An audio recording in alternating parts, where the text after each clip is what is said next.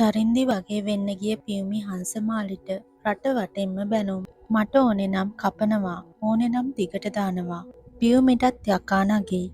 අලුත් විලාසිතාවන් අත්හදා බලන ජනප්‍රිය නිරූපණ ශිල්පිනී පියුමි හංසමාලි කියන්නේ කාලෙන් කාලෙට තමන්ගේ පෙනුම වෙනස් කරගන්න කෙනෙක්. පියුමි තම කොණ්ඩයට අතිවිශාල මුදලක් වැය කර කෘත්‍රිම හිසකේ යෙදීම පසුගිය කාලයේ වැඩි අවධානයට ලක් වුණා.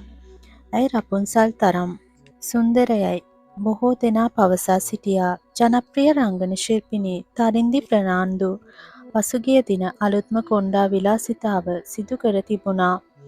දිගු හිසකෙස් උරහිස තෙක් කපා දමා එම විලාසිතාව සිදු කර තිබෙනවා. මෙය දුටු පියුමි හංසමාලිද එම කොණ්ඩා විලාසිතාව සිදු කරගෙන තිබුණා.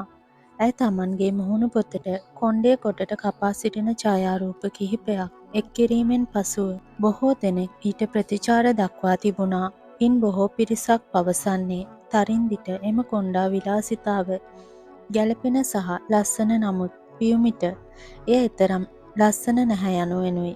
තරින්දි තරම් ලස්සන නෑ.